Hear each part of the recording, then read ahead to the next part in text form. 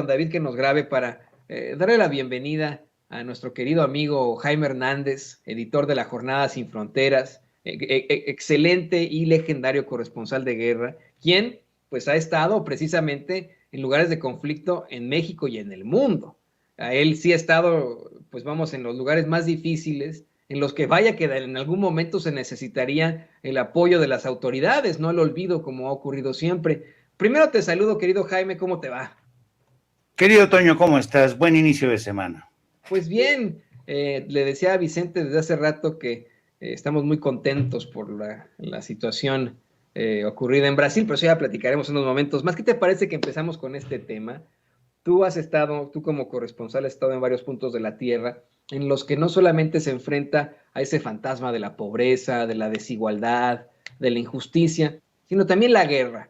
México se enfrenta a una guerra desde hace ya muchísimos años, una guerra que no podemos detener, que pues fue una decisión no solamente para legitimar a un espurio en el cargo, sino una decisión estúpida, si me lo preguntas, en la que pues se le declaró la guerra a todos desde todos los frentes, porque tú lo sabes como corresponsal de guerra, como gran estudioso de la historia, que en un conflicto bélico pues se determinan las partes y solamente se concluye ese conflicto bélico cuando alguna de las partes capitula o bien hay rendiciones o bien hay triunfo de alguno de los bandos. Aquí se declaró la guerra contra todos los cárteles del crimen, contra todos los cárteles de la droga. Supuestamente ahora no podemos plantear que eso sea una realidad, ahora que tenemos aquí en Estados Unidos a Genaro García Luna acusado de conspirar para traficar cocaína y de recibir millones de dólares para proteger a uno de esos carteles.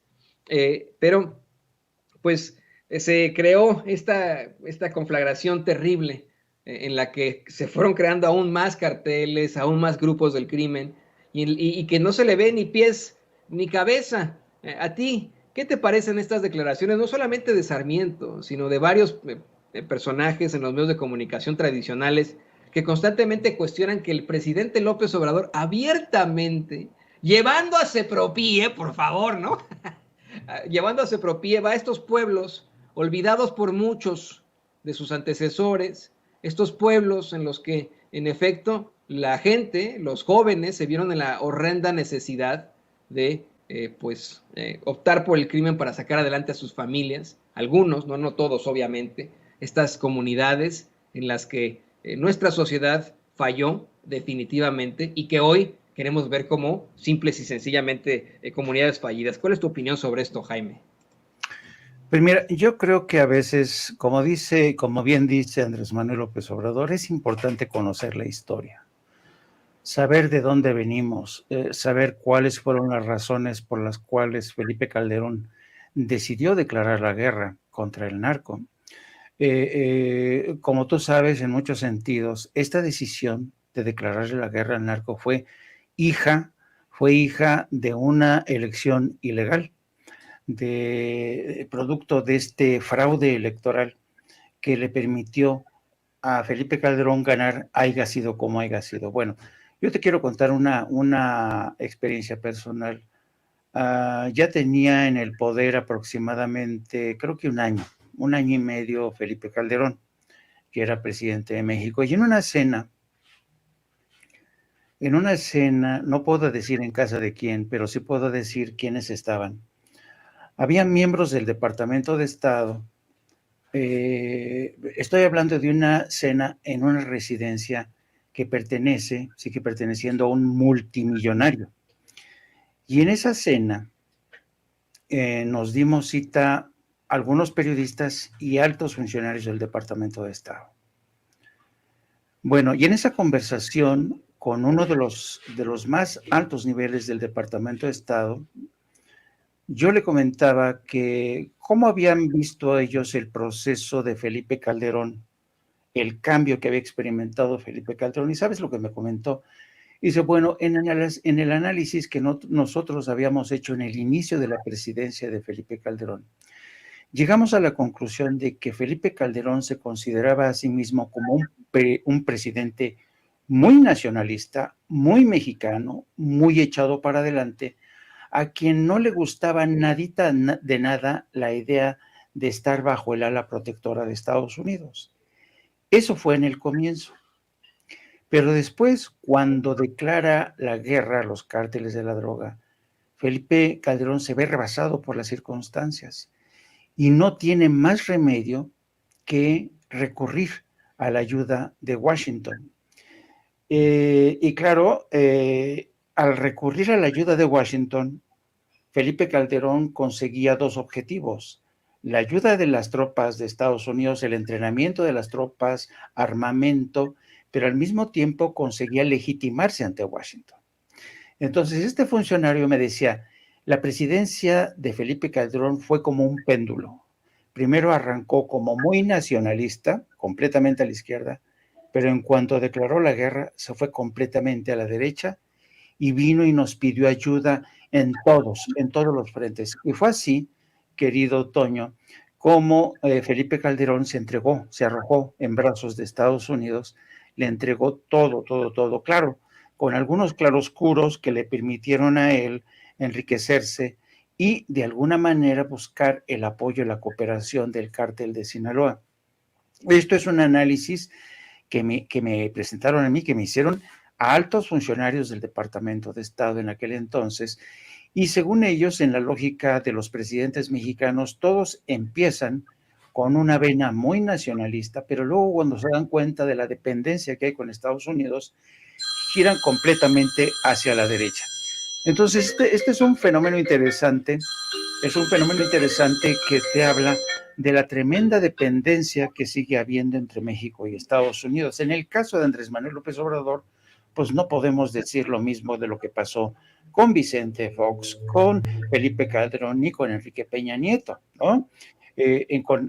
Con el caso de México y Andrés Manuel López Obrador, Washington ha tenido serios problemas para lidiar, pero ahora ya están entendiendo cuál es la política exterior de México, gracias en buena medida al embajador Ken Salazar, que es un buen interlocutor, que sabe llevar, que es un buen representante de Estados Unidos, que sabe trasladar a la Casa Blanca cuáles son las verdaderas prioridades del presidente de México, entre otras cosas, la lucha contra la corrupción, sí, la seguridad nacional, pero no solamente una seguridad nacional que tenga como criterios preponderantes el militarismo, ¿no?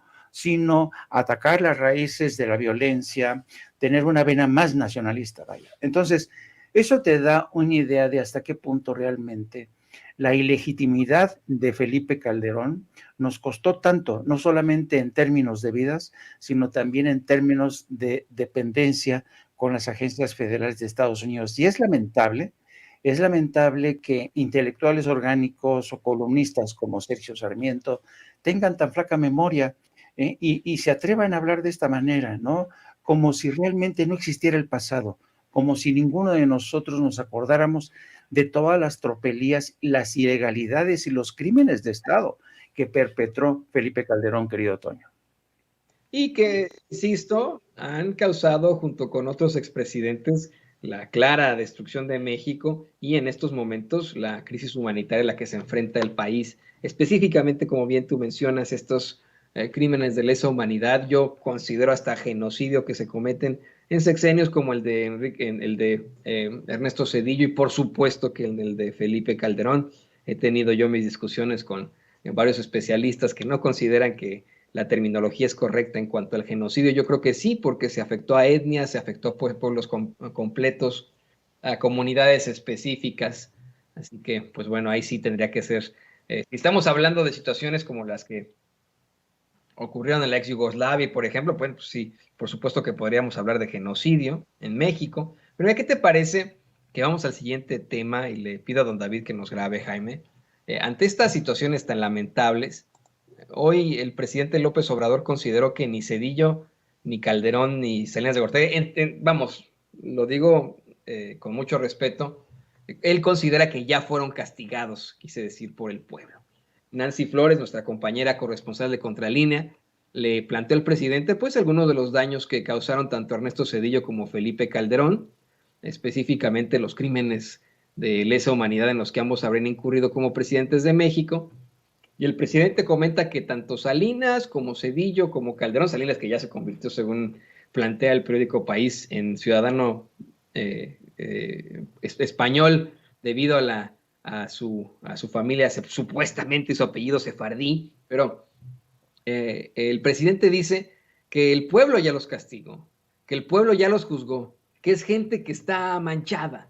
Yo estoy completamente de acuerdo con eso. No, vamos, creo que el común denominador del mexicano, en la mayoría, pues le mencionas el nombre Salinas, Cedillo o Calderón y lo vomitan, lo escupen, lo cuestionan, los ven como verdaderos sujetos manchados, como dice el presidente López Obrador, pero ante una incuestionable serie de violaciones a los derechos fundamentales, a nuestras leyes, a nuestras instituciones, ante la corrupción absoluta que provocaron, ante la destrucción que provocaron en nuestro país, yo considero que deberían enfrentar algún tipo de consecuencia penal, por supuesto. No sé a qué se opine, qué opinen nuestros compañeros en el chat, pero también quiero escuchar tu opinión, querido Jaime.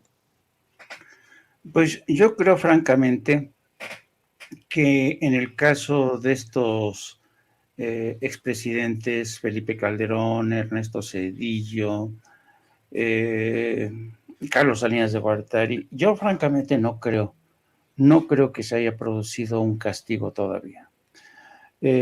Mire, yo creo que, y esta es una lección que aprendí yo como periodista.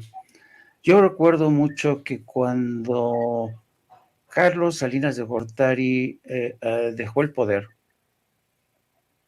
yo me acuerdo que una de las frases que utilizaban continuamente, porque ya sabes que Carlos Salinas de Gortari dejó el poder y dejó detrás de sí pues un lastre de escándalos, sobre todo los que estaban relacionados con los casos de corrupción de su hermano Raúl Salinas de Gortari, que se enriqueció, los crímenes, los magnicidios de Colosio, del padre de Claudia Ruiz Massieu, el enriquecimiento de todos ellos, la expropiación, la privatización del denominado capitalismo de compadres, que lo hizo inmensamente rico, poderoso, con un poder, yo diría, de carácter transeccional, porque Salinas de Gortari sigue vivito y coleando. Vivito se la pasa la mayor parte del tiempo en su residencia de Londres, aunque ya efectivamente tiene nacionalidad española. Pero todos en Londres saben dónde vive Carlos Salinas de Gortari. Pasa la mayor del tiempo ahí en su residencia de Londres y va frecuentemente a Madrid. Por cierto, fíjate nada más, si no se le puede considerar realmente a Carlos Salinas un gran traidor. Tú sabes que la ley mediante la cual se le concedió la nacionalidad española a Carlos Salinas de Gortari es una ley que se promulgó en 2015. Es una ley que beneficia efectivamente a todos los descendientes de sefaradíes, que fueron esta comunidad, esta minoría judía que tuvieron que renunciar a su religión o tuvieron que autoexiliarse en un largo éxodo que los llevó a América Latina, sobre todo. Bueno, el caso es que para que tú te hagas nacional español por esta vía del perdón a la comunidad sefaradí, una de las condiciones que se te impone es que tienes que jurar lealtad a la corona española, a los monarcas españoles. De tal suerte que cuando Carlos Salinas de Gortari optó por esta vía, habiendo sido presidente constitucional de México, decidió que sí, aceptaba convertirse en súbdito de la corona española y jurar lealtad a la corona española, que es uno de los requisitos indispensables para convertirte en ciudadano español por esta vía. Entonces, tienes, por ironías del destino, a un presidente de nacionalidad mexicana, de una nación que sufrió los rigores de una conquista, que es harina de otra costal, pero que se independizó, una nación que se independizó y se identificó, abrazó el destino, su futuro, como nación independiente. Y ahí tienes que un jefe de Estado como Carlos Salinas de Gortari, después de haber sido el jefe supremo, el comandante supremo de las Fuerzas Armadas, el presidente constitucional, decide jugarle lealtad a la corona española, convertirse en súbdito de la monarquía. Qué ironía, ¿no?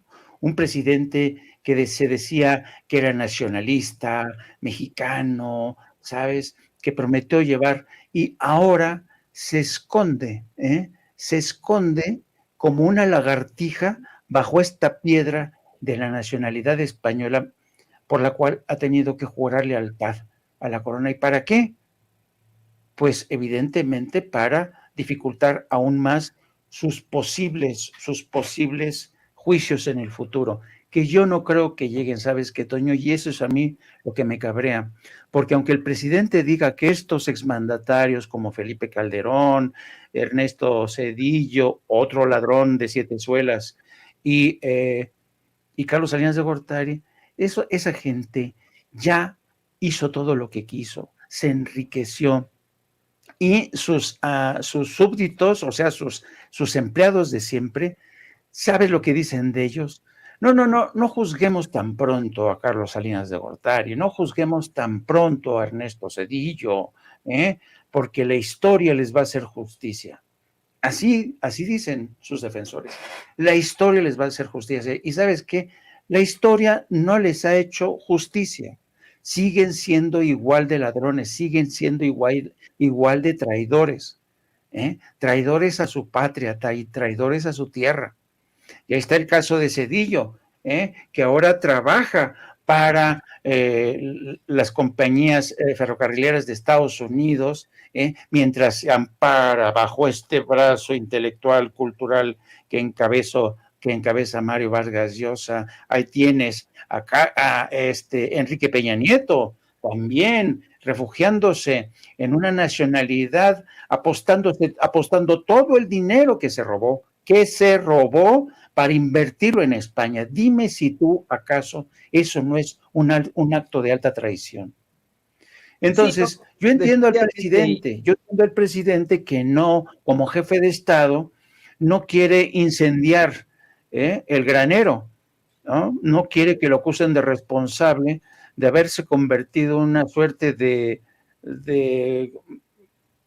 vengador, de haber acometido una revancha en términos personales. Yo lo entiendo, pero aún así, a mí no me parece que estos expresidentes, estos exmandatarios, hayan saldado cuentas con el pueblo de México.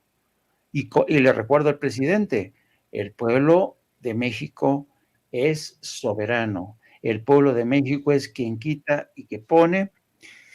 Y yo creo que el presidente, yo creo que ha ponderado y ha dicho, bueno, ¿qué vale más?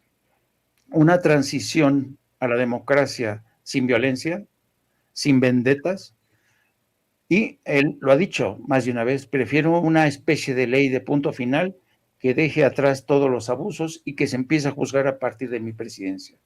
Pero esto me sigue dejando un regusto amargo a mí, querido Toño, que veo cómo estos personajes siguen gozando de un enorme poderío financiero, político, mediático, que siguen siendo hombres que no les importa traicionar su propia identidad, a su propio país, para alargarse y disfrutar de su fortuna. Casi todos los ladrones, los grandes ladrones del PRI y del PAN han hecho lo mismo.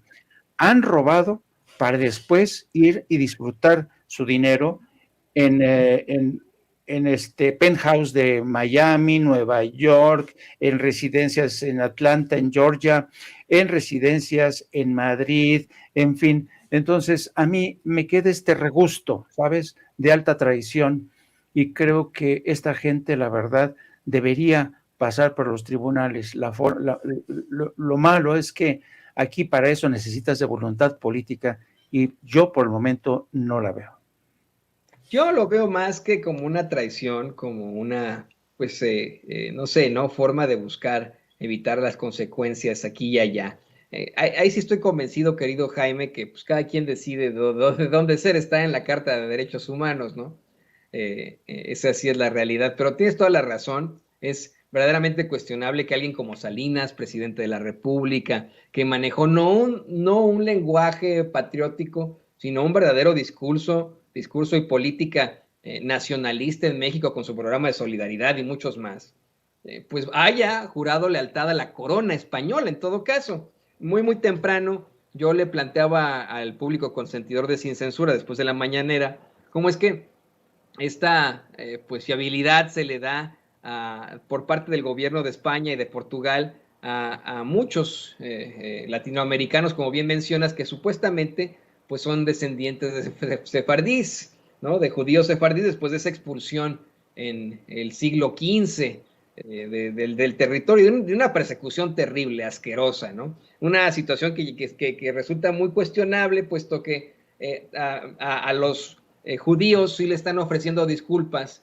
el Reino de España se estaba ofreciendo esta reparación del daño al pueblo judío, y al pueblo mexicano no les ofrecen ni disculpas, ¿no? O sea, el pueblo mexicano ni siquiera nos quieren decir algo al respecto de la conquista, ahí están muy, muy calladitos, pero bueno, lo interesante de esto es que es un beneficio, si se le puede llamar así, que aplicaron muchísimas personas en Nuevo León. Estaba viendo yo las cifras de qué estado es el que más obtuvo, el que más buscó obtener este beneficio de convertirse en ciudadano español o portugués, y fue Nuevo León, ¿no? Muchos neoleoneses que dijeron, no, sí, pues yo soy descendiente de sefardíes, y pues aquí estoy listo para que me den mi pasaporte español y por ende el pasaporte europeo con el que voy a poder hacer muchas cosas. Y te digo, bajo una premisa de derecho muy cuestionable, híjole, llamativa, porque son varios los apellidos que pudieran aplicar. Está el tuyo, está el mío, está el de Vicente, está el de Carlos Salinas de Gortari, ¿no? Hay una cantidad impresionante. Son los apellidos que tenemos en su mayoría los mexicanos, mismos apellidos con los que nos cuestionan y nos discriminan personajes como Vicente Fox o como Gabriel Cuadri, que ellos tienen otro tipo de apellidos y que piensan que pueden discriminar, por ejemplo, al presidente López Obrador por apellidarse López, ¿no? En esta lista que proporcionan para poder aplicar a este beneficio, en efecto no aparece Obrador, pero sí aparece López, no aparece Cuadri, por supuesto, no aparece Fox, ¿no? Como apellido. Pues están todos los de los mexicanos, está el Ruiz, está el Hernández, que es el tuyo, el Serrano de Vicente, el de muchos de los que nos ven y que nos escuchan, y que, insisto, tal vez se pudo utilizar pues como una especie de aprovechamiento de otro tipo de cosas. Yo creo que esa es la forma en la que lo utilizó Carlos Salinas de Gortari para poder buscar, pues, enfrentarse a menos problemáticas y decir, miren, yo vivo aquí en Londres, soy ciudadano europeo, porque soy ciudadano español, y si de pronto viene el progreso por mí, como gran representante de la desigualdad moderna en México, pues bueno, mis amigos conservadores de aquí, de Gran Bretaña, mis amigos conservadores de España, no me dejarán caer, como no dejaron caer a mis compañeros, y le pido a don David que nos grabe, en ese foro de la ultraderecha mexicana, y la ultraderecha del mundo, ese foro precisamente ahí en España. Un foro, querido Jaime, que hoy planteó el presidente López Obrador, pues ocurre algunos días antes de que sea la segunda vuelta de elecciones en Brasil. El presidente López Obrador hoy hizo una serie de planteamientos muy, muy fuertes. Comentó que antes de la elección en Brasil, pues se reunían en España estos sujetos, Ernesto Zedillo, Felipe Calderón, José María Aznar, el de váyase, ¿no? El juez que injustamente encarceló a Luis Ignacio Lula da Silva, y que el que convocó a todos estos fue don Vargas, ¿no? Bueno, Mario Vargas Llosa, para atacar al populismo en vísperas de las elecciones en Brasil, y al fin y al cabo ganó Lula, ¿no? Este es un tema que es medio complejo y que definitivamente yo quería platicar contigo, Jaime, porque acá en Estados Unidos no sabían ni qué hacer. Se planteaba cómo es que, pues acá en Estados Unidos no eran muy fans el gobierno actual del gobierno de Jair Bolsonaro, por ser tan cercano a Trump, cómo es que trataron de mantener las apariencias, porque pues tampoco están de acuerdo con la izquierda latinoamericana, pero que se pusieron en esa situación terrible. Uno de los primeros, querido Jaime, en reconocer el triunfo de Lula anoche fue Joe Biden. ¿no? Esa sí es una realidad. Mientras estos pobres, pues hicieron sus intentos con Don Vargas para que no ganara Lula. Yo sé quién exactamente como lo planteó López Obrador, quién chingados le va a hacer caso a estos pobres, ¿no? Pues sí, pero fíjate que yo creo que es interesante que quienes siguen defendiendo, quienes siguen encabezando esta cruzada de la derecha conservadora, sean personajes que en muchos sentidos, pues han sido, por ejemplo, pensemos el caso de José María Aznar, ¿no? Fue un hombre que colaboró y mucho en la guerra de Estados Unidos contra Irak, ¿no? Un títere prácticamente de Estados Unidos. Pensemos en Mario Vargas Llosa, que al igual que personajes como Carlos Salinas de Gortari y Enrique Peña Nieto, pues se arrojó en brazos de Isabel Presley y dijo, no, de aquí soy, ahora a partir de ahora soy español porque los peruanos no me entienden, ¿no?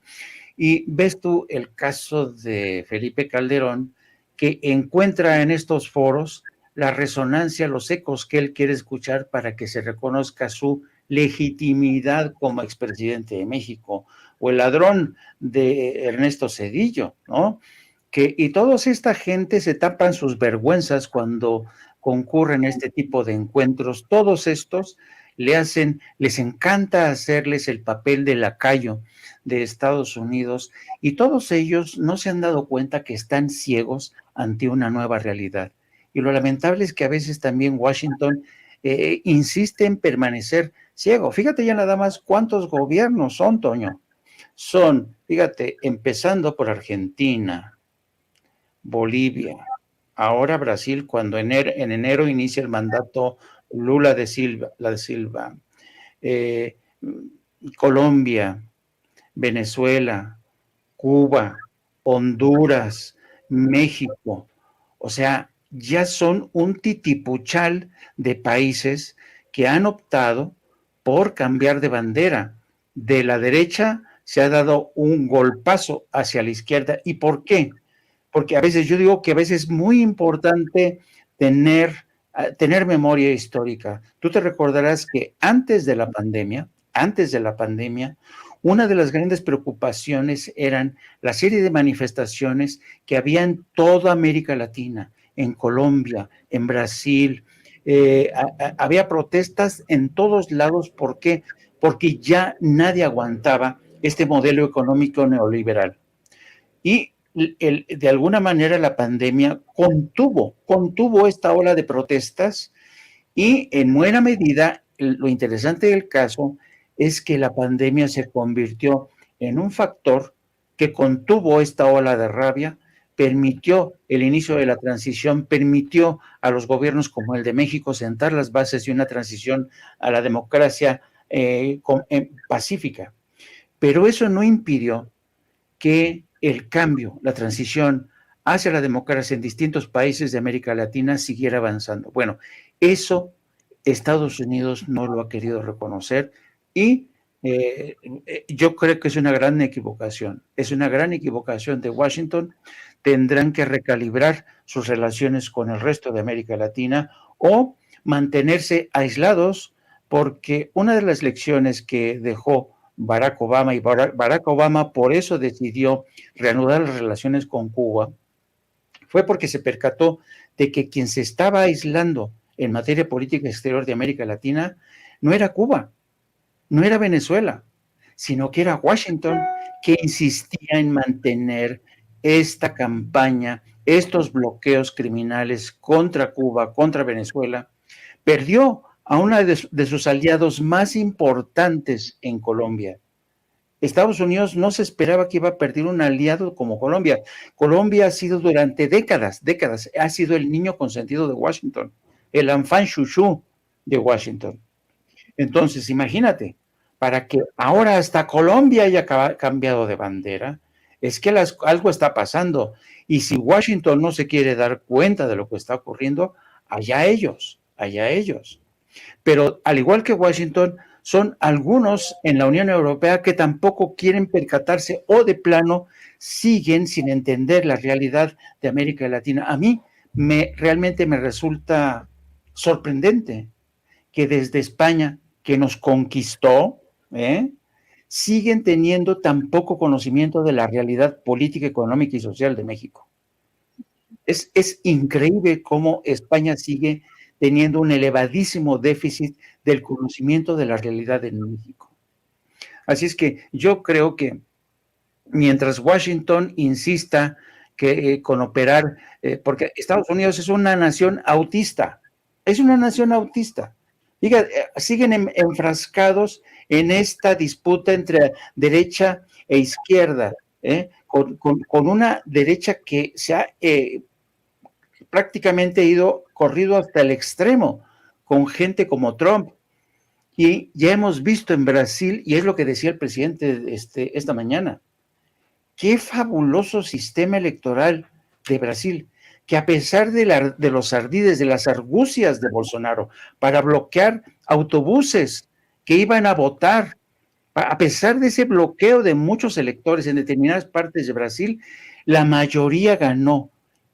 O sea, realmente merece ser estudiado este caso de Brasil, que a pesar de las interferencias de Bolsonaro, se impuso la mayoría. Así es que yo creo que sacar lecciones de realidades políticas como la que acaba de ocurrir en Brasil, una nación que es un gigante. Imagínate lo que es administrar un sistema electoral de ese calibre. Entonces yo creo que sí, el INE, los diputados de las 3, de las 4 o 5 formaciones deberían viajar a Brasil para ver cómo opera este sistema, para que vean que el sistema electoral mexicano, el INE mexicano, es perfectible, y no se monten en su macho por órdenes de Claudia X González de que no quieren cambios.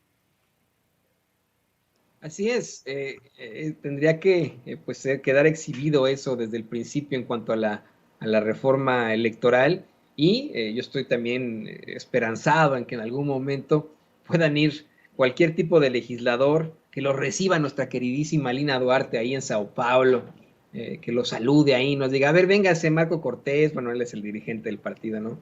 O no sé, no, véngase Xóchitl Gálvez, le voy a enseñar cómo fue el sistema electoral y cómo actuó este sistema electoral en las elecciones, cómo es que pueden hacer que el INE no pague tanto, ¿no? Entonces estaría interesantísimo eso. Mientras tanto, no me queda más que agradecerte, querido Jaime, por esta iluminación, por habernos pues dado todo tu parte de tu conocimiento en esta intervención que tienes en Sin Censura. ¿Por qué no nos compartes tus redes sociales para que la gente se ponga en contacto contigo, querido Jaime Hernández? Y a lo mejor, bueno, cuando termines esta transmisión, a lo mejor puedes empezar con el trámite para buscar tu ciudadanía española, porque tu apellido es sefardí, ¿no? Entonces, a lo mejor podrías ahí buscarla como Salinas, ¿no?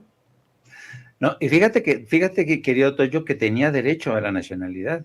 Yo tenía derecho a la nacionalidad española, yo vivía en España 14 años, ya solamente por ese tiempo yo tendría derecho al pasaporte español, pero en realidad nunca me importó ser cabeza de ratón, nunca, por eso yo regresé a mi país después de haber estado tantos años en España, tantos años en París y Bélgica, tantos años en Estados Unidos, porque yo quería regresar a mi país. Hay quien no entiende este deseo de regresar a tu patria para seguir haciendo patria, pero pues es que por eso a mí me cuesta tanto trabajo entender a la gente que amasa fortunas para después irse a disfrutárselas a otros países. Claro. Deberían de seguir el ejemplo de nuestros paisanos en Estados Unidos, que es nuestra gente que sufre tanto, trabajan de verdad. ¿Y sabes cuál es su sueño, Toño? Regresar a México, construir una casa en México. Exactamente, regresar a seguir haciendo patria. Esos son los mexicanos de verdad, nuestros traidores que tienen residencias por aquí, residencias por allá, como el señor Salinas de Gortari.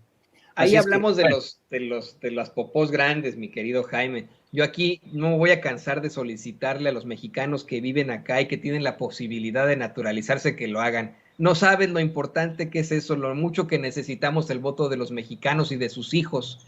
acá en Estados Unidos. Y bueno, o sea, entiendo perfectamente que en sitios como España, que en el que por mucho que se intente el lazo, pues están muy, muy lejos de nosotros y nuestra realidad es distinta.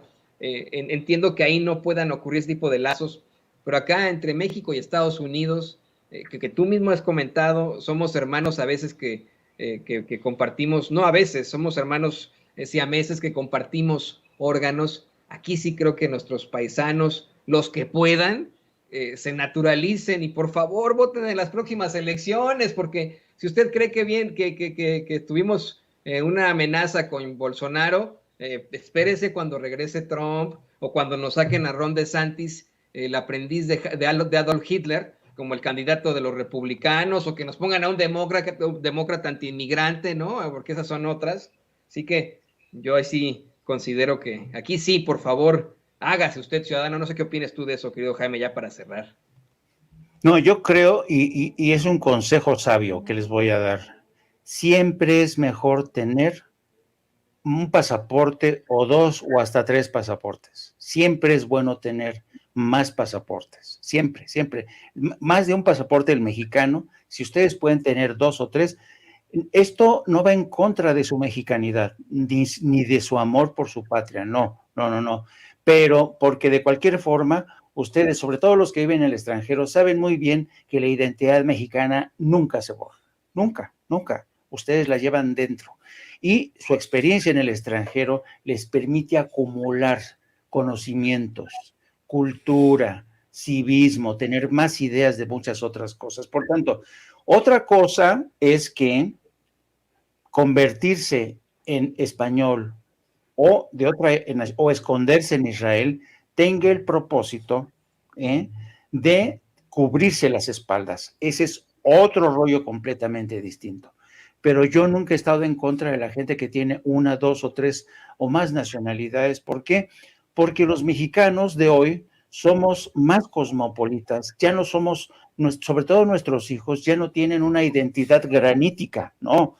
Nuestros hijos ya, yo tengo hija casada con estadounidense, en fin, y eso suma, no resta a su mexicanidad, a su amor por México. Así es que yo opino en ese sentido. Y ahora sí me despido, querido Toño, les pido que me sigan a través de mi programa No Apto para Cínicos, donde vamos a seguir tratando este tipo de temas. Transmitimos todos los días a partir de las 14 horas. También les pido que me sigan a través de mis redes, a través de mi cuenta personal, @JaimeJourno, y también les pido que nos sigan a través de la sección de la Jornada Sin Fronteras, donde llevamos hoy una historia del duro regreso, del amargo regreso de muchos venezolanos que emprendieron con ilusión su viaje pensando que a lo mejor llegarían y se quedarían en Estados Unidos y que hoy regresan después de haber sido expulsados por Estados Unidos, repatriados por México, y hoy se enfrentan muchos con esta triste realidad de volver a empezar de cero. Y sin más, querido Antonio, te mando un abrazo muy fuerte a todo el equipo de producción y saludos, por supuesto, al gran Chete, que ya sé que siempre anda de arriba para abajo. Muchas, muchas gracias, querido Jaime. Lo tiene usted, Jaime Hernández, editor de La Jornada Sin Fronteras y gran corresponsal de guerra aquí en Sin Censura, pero sobre todo un gran periodista mexicano. Ahí está, mi querido Jaime. Y ahora sí.